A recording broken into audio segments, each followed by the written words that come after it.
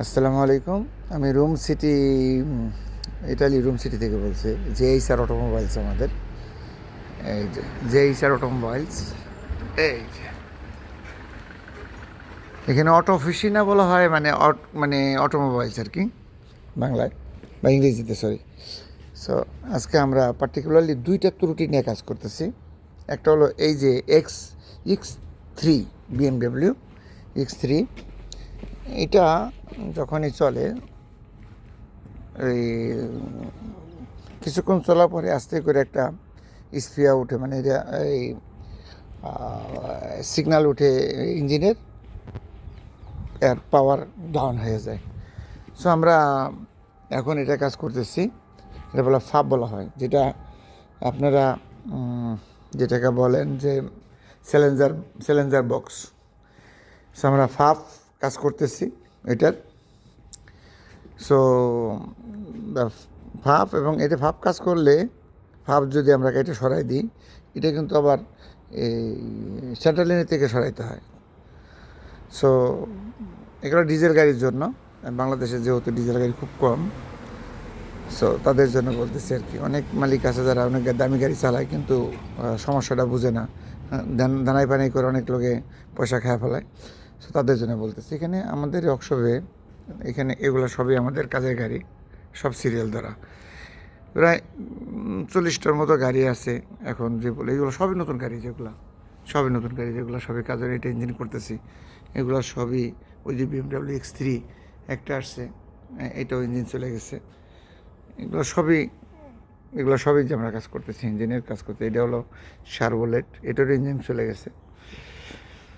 So নর্মালিভাবে এগুলো সবই আমাদের ওয়ার্কশপের গাড়ি। এগুলা সবচাইতে আলোচনার বিষয় হলো যে একটা হাইব্রিড গাড়ি, এটা ফিয়াট কোম্পানি করছে এই গাড়িটা। এই গাড়িটার নাম হলো ফিয়াট পান্ডা। গাড়িটা হাইব্রিড করছে, কিন্তু ইঞ্জিন এর টেকসই খুবই কম।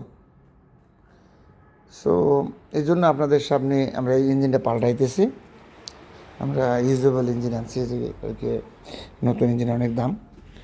সো এই গাড়িটা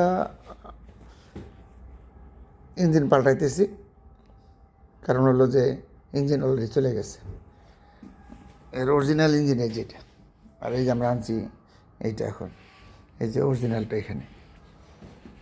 আরেকটা ইঞ্জিন, এটাও নতুন গাড়ি, যে আমরা ইঞ্জিন মারতেছি, নিশান কাসকাই 1500 সিসি ডিজেল, টুর্বো ডিজেল।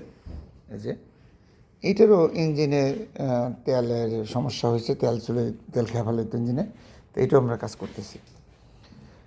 সো যখনই আমরা কাজ করি তখন আমরা চাই যে কমপ্লিট একটু ভালো করে করি, কারণ এই যে ক্লাচ প্লেট আছে, ফ্লাইহুইল আছে, এগুলো একটু দামি। এগুলো বলাই যে এটা ফালাই দিয়েছে অলরেডি, কারণ অলরেডি আওয়াজ করে, দেখো এরকম আওয়াজ করে, এটা রাখা ঠিক না। সো ক্লাচ প্লেট এটাও ভালো আসছিলো, কিন্তু এটা রেখে দেবো আমরা এখন, কাস্টমারে দিয়ে দেবো এটা আমরা। তো যাই হোক, এই জন্য শেয়ার করলাম যে অনেক গাড়ি অনেক সহসায় চলে যায়, কারণ হলো ইঞ্জিনের সমস্যা হয়ে যায়।